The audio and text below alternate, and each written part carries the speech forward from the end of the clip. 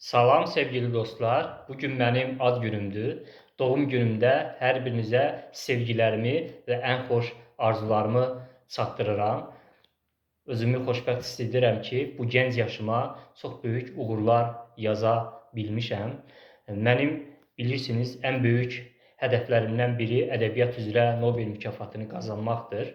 Hələ ki, Nobel mükafatını qazanmamışam, amma çox inanıram ki, günün birində Nobel mükafatını da mütləq qazanacağam. Amma mənim bu böyük məqsədim o demək deyil ki, mütləq Nobel mükafatını mənə verəcəklər. Ola bilər ki, nəinki Nobel mükafatını, Azərbaycanın kiçik bir kənd məktəbinin kiçik bir mükafatını da heç mənə verməyəcəklər. Amma Nobel mükafatını qazanmaq kimi qarşıma böyük bir məqsəd qoymağım məni böyük əsərlər yazmağa ruhlandırır və nəticədə sizin də bir çoxunuzun evlərinizdə, kitabxananızda olduğu mənim o kitablarım yazılıbdır, əsərlərim yazılıbdır. İnanın, mən qarşıma böyük məqsəd qoymasaydım, heç vaxt böyük əsərlər yaza bilməzdim. Ona görə siz də qarşınıza çox böyük məqsədlər qoyun. Böyük məqsədlər qoymaq o demək deyil ki, sən mütləq o məqsədə çatmalısan. Böyük məqsədin əsas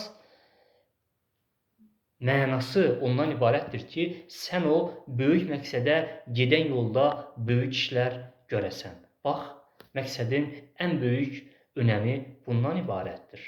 Sən həyatını məqsədsiz yaşamırsan. Qarşına böyük məqsədlər qoyursan və o məqsədə gedən yolda böyük işlər görürsən. Ola bilsin ki, sən o böyük məqsədin heç həndəvərinə də yaxınlaşmırsan. Amma böyük məqsədə gedən yolda böyük iş və ya işlər görə bilirsən. Bax, məqsədin ən böyük qazancı bundan ibarətdir. İnsan bu həqiqəti dərk edəndə böyük adam olur. Yaşlanmaqla böyüməyin arasında olan incə fərq də bundan ibarətdir. Mən də özümü xoşbəxt hiss edirəm ki, bax bu həqiqəti anladığım üçün mən bugün bir yaş sadəcə yaşlanmamışam, həm də bir yaş böyümüşəm. Mən şükürlü insanam, belə gözəl bir narla xoşbəxt olan bir insanam. Uca Allahın yaratdığı gözəl nemətlərə baxıb xoşbəxt olan insanam. Ona görə də hər birimizə, özüm də daxil, şükürlü həyat arzulayıram, xoşbəxt, mənalı həyat arzulayıram. Bax, hər biriniz qarşınıza böyük məqsədlər qoyun. O məqsədlərinizi də bu videonun şərh bölümündən yaza bilərsiniz. Sevgilər.